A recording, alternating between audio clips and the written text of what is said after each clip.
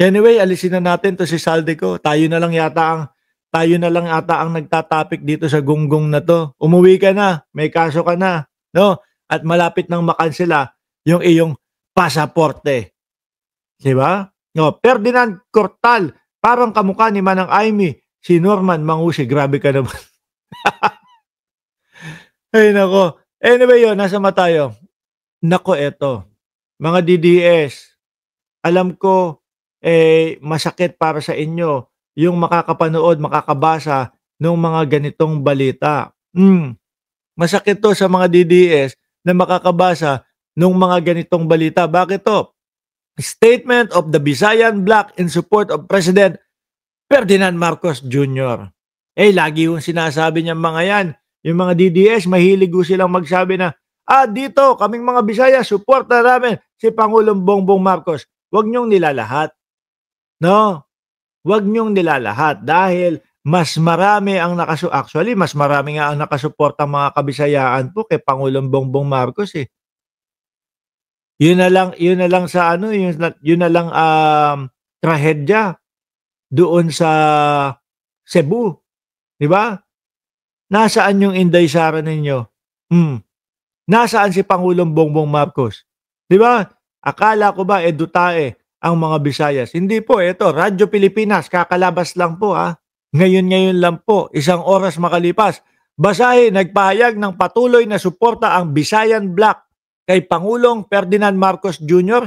sa gitna ng anilay mga political attack laban sa Pangulo na ginagamit umano upang lituhin ang bayan mula sa ginagawang pagtugon ng pamahalaan sa mga issue. At ito pong gobyerno niya, mga bossing, tingnan nyo, grabe, kaliwat kanan yung atake, pati po yung baba, umatake na, mga bossing. Pero ano po ginagawa ni Pangulo? Tuloy lang ho. Tuloy lang po sa pagtatrabaho. Tuloy lang po doon sa mga dapat kailangan tapusin at mga dapat tulungan, di ba? Fatima Ramirez at Mac Sarsuelo. Kaya yun, patuloy po ang pagsuporta ng taong bayan sa Pangulo. Kaya po, hirap na hirap po sila na pababain, pabagsakin, paalisin sa pwesto si Pangulong Bongbong Marcos. Bakit po? Dahil ang backup ng ating Pangulo tayo mismo na taong bayan. Yung mga DDS, ilang piraso na nga lang ho yan Kakaunti na lang ho ang mga DDS, mga kababayan. Basahin ko Statement of the Visayan Bloc in support of President Bongbong Marcos. In recent day, President Marcos Jr. has been the target of political attack meant to distract the nation from the real work at hand. Correct. Tapos sasabihin ng INC labas sila doon sa mga ganyan. INC naman. Para naman kaming mga pinanganak kahapon lang. Di po ba? INC naman. Para naman kaming mga uto-uto kagaya ng mga DDS. Doon pa lang sa ginawa nyong rally Di po ba? Doon pa lang sa ginawang rally, mga kababayan, halata na natin na political rally yon, hindi peace rally yon, hindi kung ano-anong rally na pinapalabas nila. Political rally with sandamakmak na atake kay Pangulong Bongbong Marcos ho, mga kababayan. Marcoleta, ano mga pinagsasabi doon? Puro Gutesa, puro Diskaya. Biruin nyo, nakakahiya, no? Gusto ipagtanggol ni Marcoleta sa rally ng religious group, yung isa sa pinakamalala ang ginawa sa sa bayang Pilipinas, sa mga flood control, sa mga andali lang yan. Sa mga proyektong mga substandard.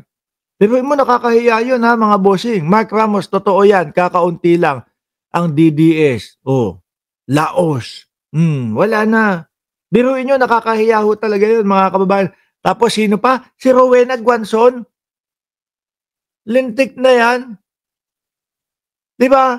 Rowena Guanzon, imbitado sa religious rally, mga bossing, sa peace rally.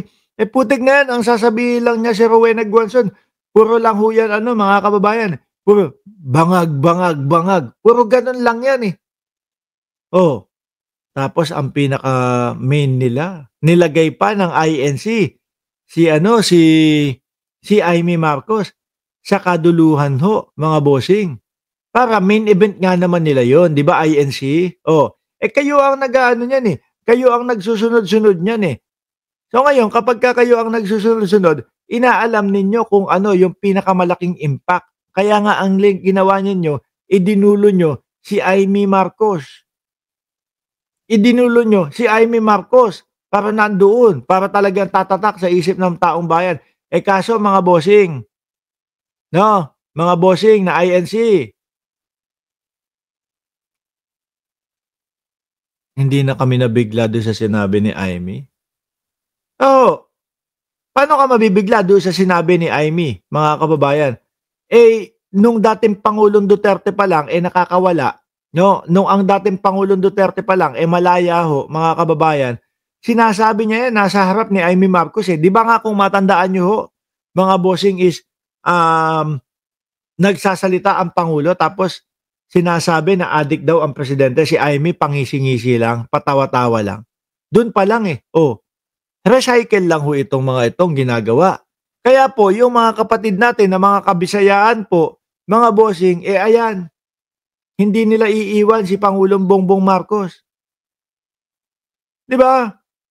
Oh, sabi ni ano, Music Stories, dala kayo ng parol para masaya sa kulungan. Oh, oo, ano, si Chavit, si Ramon Bong Revilla, si sino pa ba 'yun? Si Chavit, Ramon Bong Revilla, si Joel Villanueva, oh, si Bungo baka sama pa. 'Di po ba mga kababayan? Oh, tuloy ko. This attack followed the president's unprecedented and uncompromising campaign against corruption, a campaign that has opened inquiries. O, di ba? Alam ng mga kababayan natin, alam ng mga kabisayaan, expose systemic anomalies worth billion of pesos and shaken long entrenched network of influence and abuse.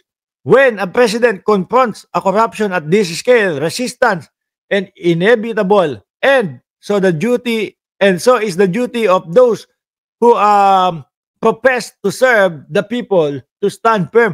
Alam niyo ho, pansin din ng mamamayang Pilipino na simula po, no, nang pinaimbestigahan, iniimbestigahan, simulang aralin, mga kababayan, itong mga katiwalian sa ating gobyerno, mga bossing, eh, ayun ho, mga kababayan, inatake na po si Pangulong Bongbong Marcos. At ako ho ay naniniwala na yung mga malalaking mga pangalan diyan sa politika, eh sila po ang mga nagpapaumpisa nito. Bakit po? Eh hindi nila expect na bibirahin sila ni Pangulong Bongbong Marcos, napapaimbestigahan sila ni Pangulong Bongbong Marcos. Like sila Chavit Singson, tingnan nyo, hindi na makatulog. Halos araw-araw na ho na nagpapa-interview, halos araw-araw na ho, mga kababayan, na may pa-press con si Chavit Singson. Di po ba? Oh, sandali lang ha. Eh may aano lang ako. May aayusin lang ako. Pero mabilisan lang ho ito. No? Asan ba dito?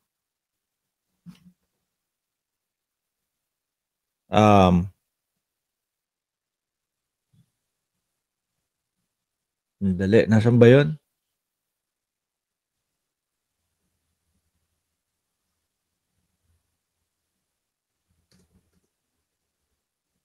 Ito na.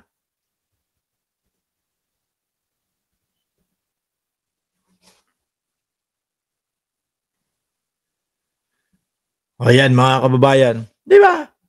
Halatang-halata po. Sabi ni Max Sarsuelo, mas maganda siguro isama si Bongo. Kasama naman po talaga 'yan kakasuhan 'no?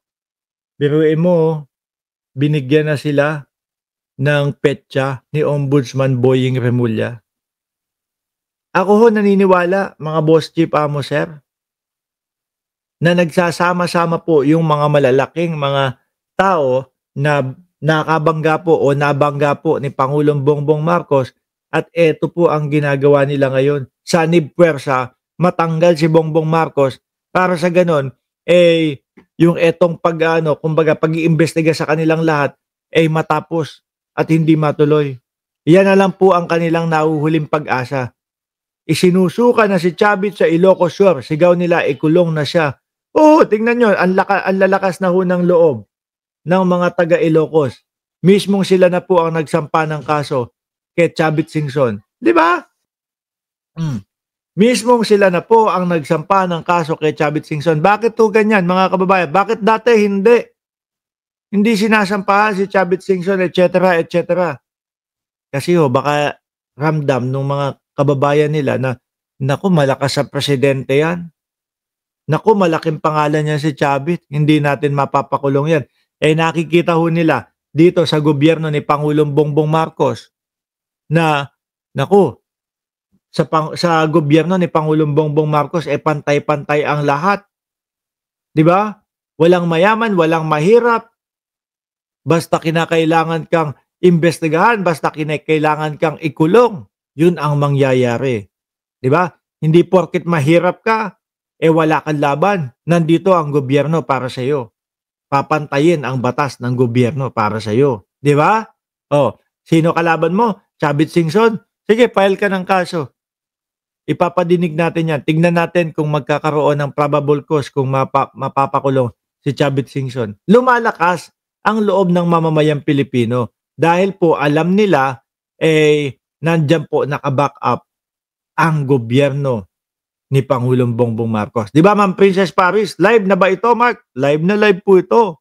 No, sabi ni Roderick Palad Martinez, "Boss Mark, i-vlog mo nga yung paano sa pakin ni Inday Sara yung sheriff ng Davao, saka yung interview ni Ses Drilon kay Pangulong Bongbong Marcos after nung pananapak ni Inday." Oh, sige bukas iba-vlog natin 'yan, ha? Okay, alisin ko muna ho ito mga bossing.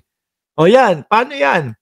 Diyan nga sa Mindanao yan, diyan nga sa Cebu, Ano, sa Cebu, sa Mindanao, diyaan sa Davao is malakas pa din, ang suporta nila kay Pangulong Bongbong Marcos, Bakit naman po hindi, mga bossing? Tingnan niyo naman po pagkaupo ni Pangulong Bongbong Marcos, sila ang unang, pinroyektohan yung pagpapaayos nung kanilang mga kalsada, yung pagbibigay ng maayos na patubig doon sa mga magsasaka, 'di ba?